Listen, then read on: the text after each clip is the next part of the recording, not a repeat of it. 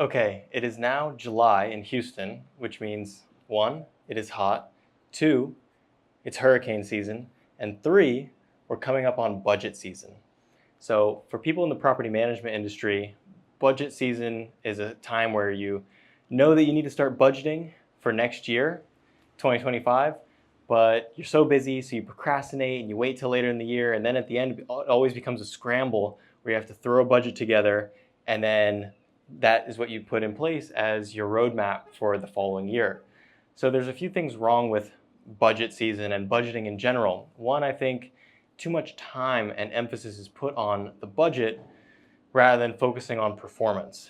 And importantly for us in our business, we have something that we do at the very beginning of an acquisition, which is underwriting. We underwrite the deal, which means we project what the financials we want them to look like out in the future, so that way we can project those returns to investors. And we take that very seriously. We expect our investors to treat the projected returns as a promise.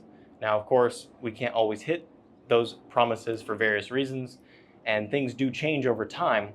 But the fact of the matter remains is that when we bought that deal, we had original projections that we promised to our investors, and we need to shoot every single month and quarter and year to meet and exceed those projections. So when it comes to budget season and you're talking about budgeting for the next year, you already have your budget. You already have your underwriting model that you put together when you bought the deal. You know what you need to hit. So when it comes to underwriting versus budgeting, there are some nuances and things to keep in mind.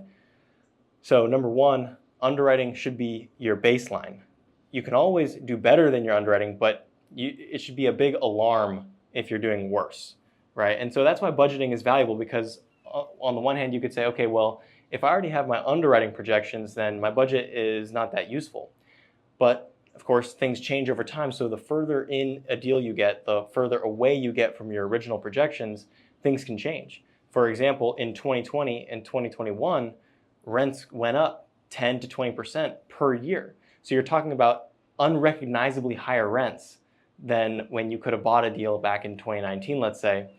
And if you just were stubborn and sticking to your underwriting, you would just not be dynamically responding to the rental market. Now, hopefully, obviously, your on-site team is sharp and is responsive to the market, and they know their comps, and they know that they can push rents, and they're motivated and empowered to do so.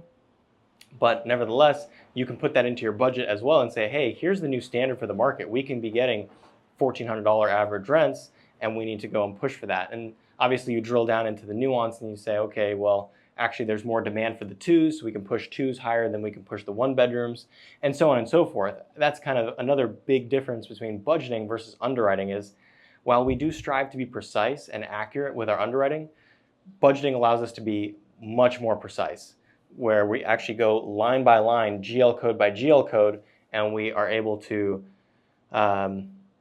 put together the more precise assumptions for each and every line item. All right, I'm going to leave it there. I'm overcooking in this Texas sun. I'll see you next time.